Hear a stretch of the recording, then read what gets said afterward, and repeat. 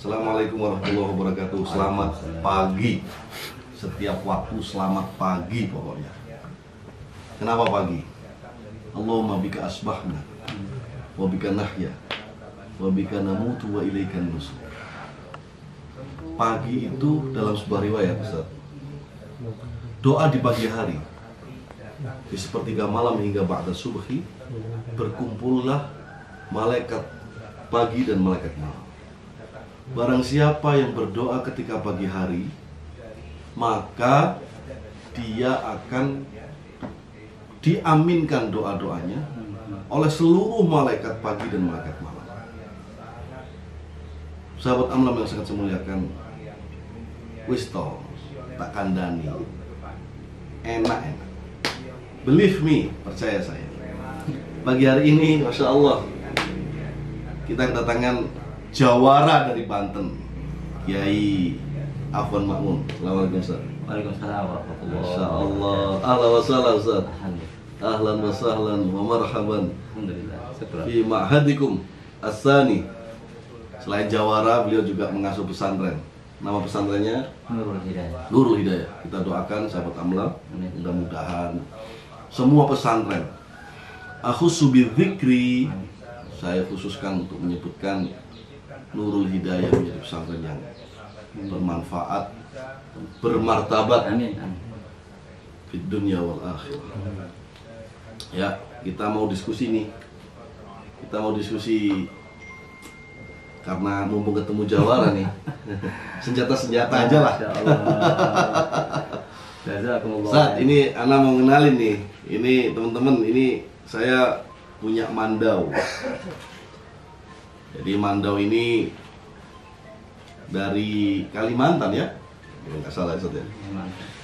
Jadi tadi dicoba nih sama Kiai Afwan Ma'mun. Dan saya punya beberapa senjata Ustaz, tapi yang saya simpan hanya satu. Bahkan keris tidak saya terima karena hanya ini yang saya terima.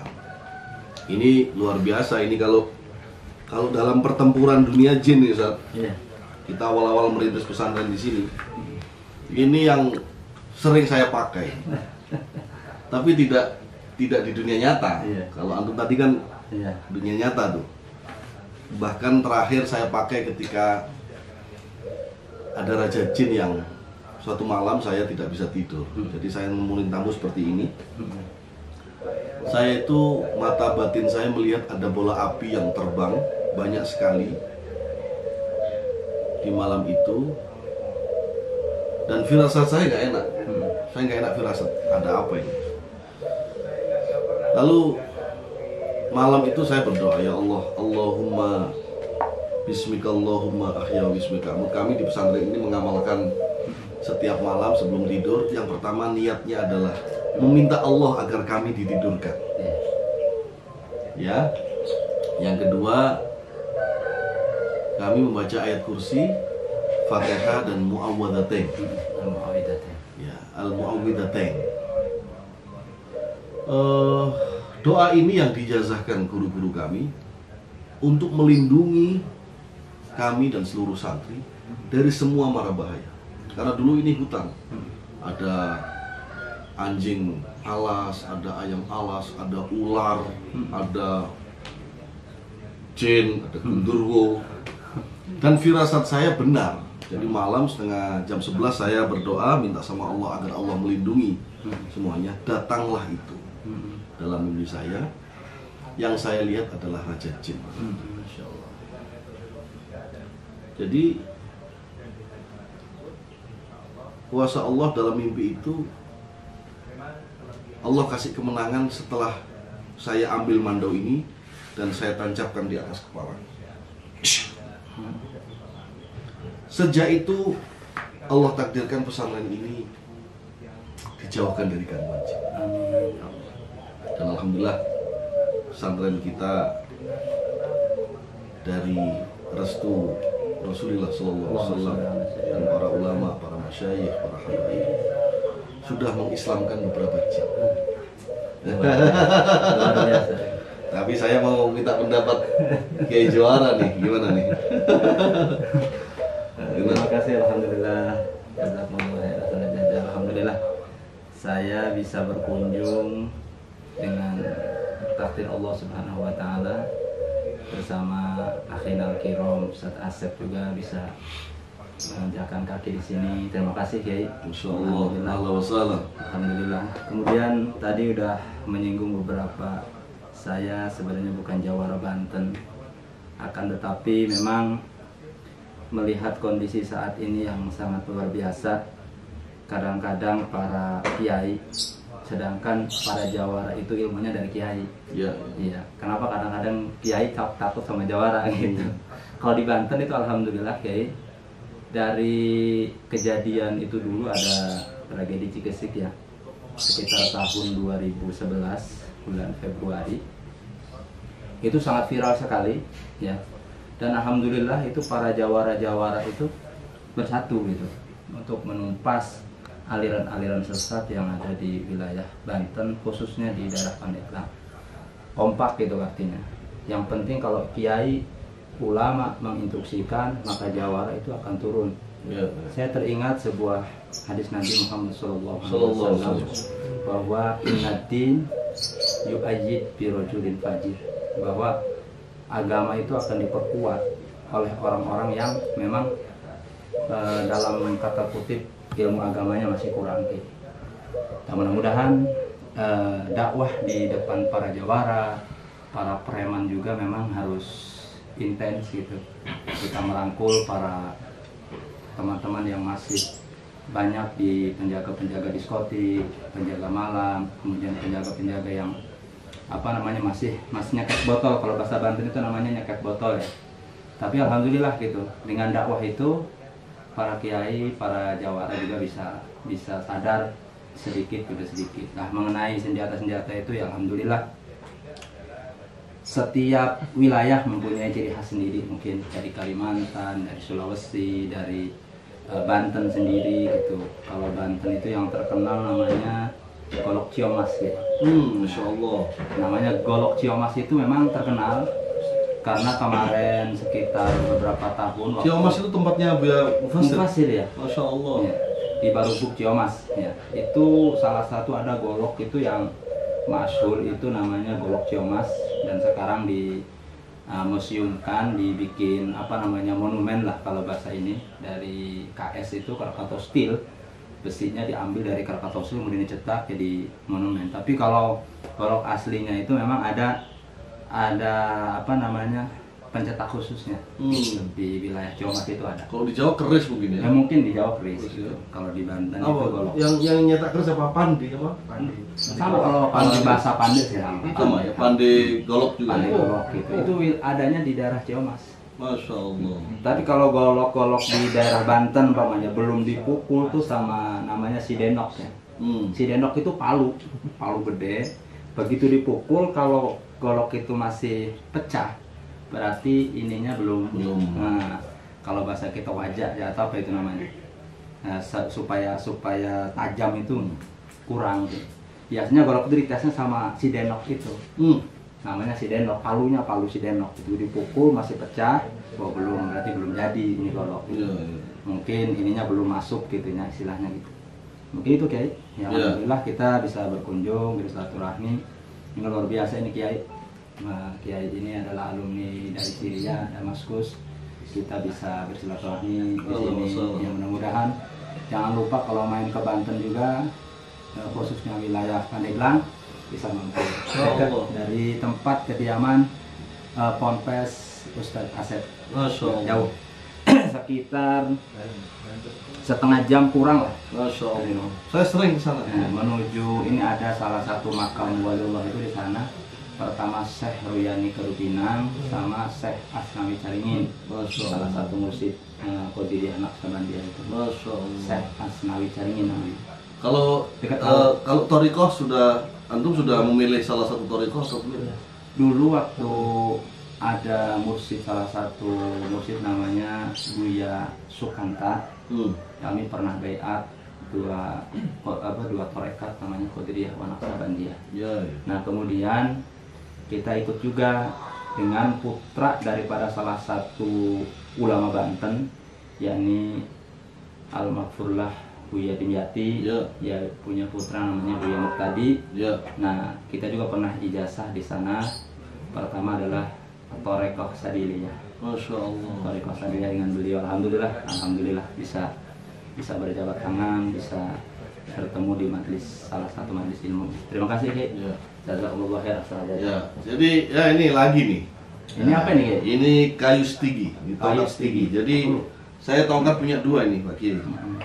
Ini tongkat outdoor karena kami di pegunungan, jadi Ya, khawatir. ini bisa ditancapkan dan setiap saya berangkat ngimami subuh saya pakai tongkat ini karena tangga di masjid di Amlam turun ke bawah. Tapi ini fungsional outdoor. Yang ini yang istimewa sebenarnya. Ini umurnya 200 tahun. Jadi dia nggak sambungan. Ini dia memang murni seperti ini. Kemudian ini diberi oleh murid saya, dubes, seorang dubes, dukun besar. Keren besar. Dukun besar, luar biasa. Jadi banyak amalan-amalan beliau. Ketika alhamdulillah ketika bertemu kami, semua apa namanya, barang-barang kuno ya, peninggalan atau apa pusaka diberikan kepada saya. Salah satunya juga nanti akan dipertontonkan di foto, ada tameng Majapahit, tapi itu replika tapi bentuknya persis sesuai dengan zamannya. Jadi tongkat itu banyak orang, tempo hari saya sering kalau foto pakai tongkat itu dikomentari oleh teman-teman itu, oh sudah ya anu sepuh kata. Jadi sok senior, sok kiai karismatik. Padahal memakai tongkat itu sunnah. Jadi Rasulullah Habib Umar itu bisa jalan sendiri, tapi beliau tetap pakai tongkat. Beberapa Habib, beberapa para habaib, para kiai itu masih muda-muda. Di Yaman tuh masih muda-muda, pakai tongkat semua. Kenapa? Bila sunnah. Nah itu menunjukkan bahwa sebenarnya kita tidak bisa berjalan sendiri. Kita butuh tuntunan, nah, bukan tontonan. Nah ini sahabat Allah penting nih.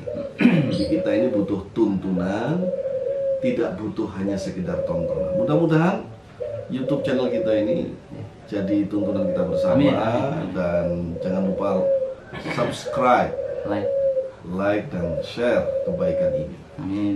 Selanjutnya terakhir saya ingin bercerita dulu.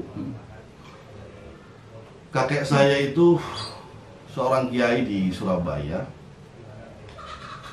Jadi ketika pasukan Ansor pada waktu itu membantu perjuangan kemerdekaan, berangkatlah dari Jombang, Kediri, Kertosono, satu kompi ke Surabaya.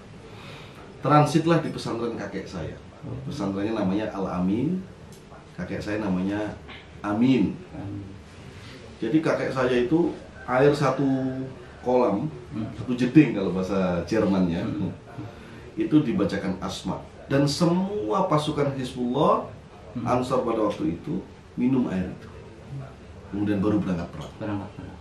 Pulang juga seperti itu. Jadi yang ingin saya sampaikan bahwa sesungguhnya sumber kekuatan sesungguhnya itu bukan obat. Ya Allah. Sumber kesembuhan itu bukan hanya infus saja. Saya tidak mengatakan bahwa infus tidak menyehatkan, tidak. Tapi sumber kekuatan, sumber kesembuhan, sumber apalagi tolak bala, sumber solusi itu tidak hanya dititipkan pada dokter, pada kalau di kampus mungkin profesor ya, tidak. Jadi justru saya melihat bahwa sumber kekuatan, kesehatan, kepandaian adalah Allah. Kita harus belajar dari siapapun. Kita tidak boleh hanya melihat guru itu hanya doktor dan profesor. Berapa doktor, profesor yang sampai masa tuanya pun bersedih karena dia tidak tahu bagaimana dia melangkah. Berapa puluh, berapa ratus, tentu pandemi ini mengajarkan kita. Berapa puluh, berapa ratus, bahkan tenaga medis dokter sekalipun yang tidak bisa menolong dirinya sendiri. Ya alhamdulillah kemarin kami dengan metode UAP itu hampir yang kami dampingi sembuh atas izin Allah Subhanahu wa taala. Bahkan beberapa rekan kita yang datang sakit dari Jakarta dirawat di Kendal, diobati di Amlam. Dengan apa? Dengan doa, dengan mujahadah. Ya, bukankah la yughayyirul qada'u illa bil du'a. Tidak bisa merubah apapun takdir kecuali dengan doa. Maka wa yunazzilu minal qur'ani ma huwa shifa. Kalau saya menafsirkannya, memaknainya, bukan hanya diru'yah dengan yang masyhur itu, tapi ketika kita memasukkan kalimat Fatihah ke dalam air minum, seperti yang kami praktekkan. Jadi ini Amlam Water ini memang kami produksi dengan Asmaul Quran. Jadi diproduksi oleh para penghafal Quran, dimasukkan airnya, dibacakan ayat-ayat pilihan. Kemudian ketika ada beberapa orang yang datang, maka kami sebut namanya untuk agar fokus pada yang bersangkutan. Qadarullah, semua yang datang Allah kasih kesembuhan. Alhamdulillah. Jadi maka saya lebih sepakat bahwa sumber kesembuhan adalah Allah. Sumber kesehatan adalah Allah. Semalam saya menguap Kiai Asep. Jadi beliau satu-satunya pasien pengobatan kami itu yang tidak muntah. Saya langsung nebak. Yang pertanyaan saya yang begini. Jadi efeknya hanya buang angin saja dari atas dan ke bawah. Saya langsung nebak, Kiai, antum kalau subuh ngimami sholat ya, selalu. Itu yang bikin sehat. Bayangkan. Makanya energi pagi itu luar biasa. Jadi sahabat Amlam, pada subuh jangan tidur. Jangan tidur ya, kameramen ya. Di kameramen tidur semua. Itu yang bikin kita sakit itu. Umur kita nggak panjang. Itu orang-orang yang umurnya panjang itu. Setiap jam 3 tadi, waktu di mana berkumpulnya malaikat pagi dan malaikat petang, itu selalu terjaga. Pada waktu. Dan saya belum melihat orang yang mengamalkan ini Allah tidak cukupkan dunianya. Belum melihat. Jadi semalam saya langsung menebak pasti amalannya dan persis. Jadi kunci kesehatan itu sesungguhnya, kalau saya simpulkan pada kesempatan kali ini, kunci kesehatan itu ketika kita mampu menjaga mata, batin, dan hati kita di waktu-waktu krusial yang Allah ciptakan. Misalnya tadi sepertiga malam hingga pada subuh sampai terbitnya matahari. Yang kedua, tenggelamnya matahari. Jadi kalau ini pergantian, kalau dalam riwayat pergantian malaikat pagi dan malaikat malam. Sudah itu kuncinya. Selama itu tidak dilanggar, insya Allah Allah selalu anugerahkan kesehatan. Saya kira itu, Kiai. Tapi terakhir Kiai minta nasihatnya, khususnya ini buat saya sendiri lah, buat Al-Fakir sendiri. Mudah-mudahan ke depan juga dengan wasilah doa, Insyaallah bisa istiqomah dalam sebuah perjuangan dan sebuah ketaatan kepada Allah Subhanahu wa Ta'ala. Saya minta nasihat sedikit aja. Saya ingin mengatakan kepada antum bahwa tidak ada hal pada diri kita semua yang tidak harus kita minta. Bahkan tidur pun tidak boleh ketiduran. Harus tidur diberikan oleh Allah rasa tidur dari permintaan kita. Tidak ada situasi yang lebih indah kecuali situasi memintanya hamba kepada Robnya dan diijabahnya permintaan oleh Robnya kepada hamba. Terima kasih Kiai. Ini amalan sederhana, minta tidur. Nggak boleh ketiduran. Minta, ya Allah tidurkanlah kami, ya Allah tidurkanlah hamba, ya Allah datangkanlah kesembuhan pada tidur hamba, ya Allah bangunkan hamba dalam keadaan yang khusyuk dan taat kepada Allah. Bahkan tidur pun harus kita minta, apalagi makan, apalagi nikmat yang lain, apalagi kesehatan, apalagi bernafas tanpa terengah-engah, apalagi melihat tanpa terkelilit debu dan lain sebagainya. Menurut saya tidak ada pandangan yang lebih indah kecuali pandangan ketika hambanya meminta kepada Tuhan. Dan dalam waktu yang sama Tuhannya memberikan jawaban terindah kepada yang meminta. Wa qala rabbuku wa qala, dan Allah mengatakan, Tuhan kita mengatakan kepadamu, ud'uuni astajib lakum. Aku yang terakhir, nasihat terakhir, Allah itu maha oke. Nah ini bahasa ini. Ya Allah, asal kita minta Allah oke. Saya sering nasihati anak-anak, minta sama Allah. Allah tuh maha oke. Ya Allah minta kaya oke. Ya Allah minta sehat oke. Ya Allah minta apa lagi?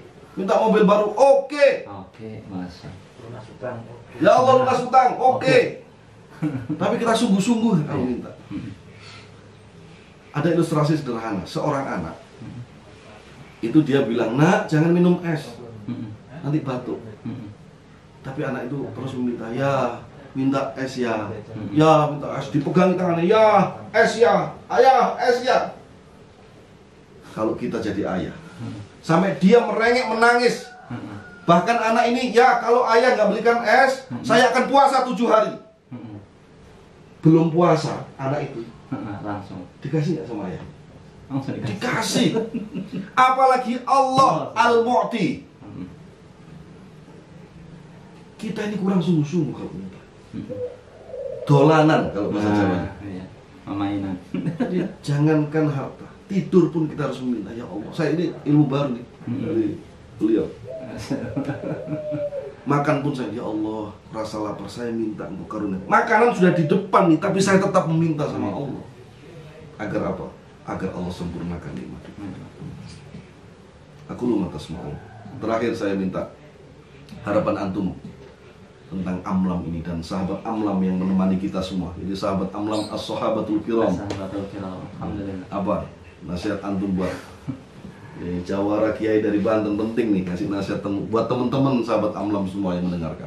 Kiranya Al-Fakir ini tidak bisa berkata-kata yang lebih ya, cuman sedikit doa harapan, mudah-mudahan khususnya kepada pimpinan Amlam dan sahabat-sahabat yang lain, tentunya kita bisa bertemu di lain waktu dan bisa berkumpul dan berjumpa kembali di hadrat Allah Subhanahu wa Ta'ala dengan penuh kerinduan, kebahagiaan. Itu aja mungkin. Insyaallah. Jadi temanya sahabat Amlam, bersahabat di dunia, bersahabat sampai dan bertetangga di surga. Amin. Jangan lupa sahabat Amlam, sekali lagi, Wisto, tak kandani, enak-enak, percaya kepada saya. Mari kita bersahabat di dunia dan bertetangga kelak di surga. Aku belum atas mau. Assalamualaikum warahmatullahi wabarakatuh. Waalaikumsalam.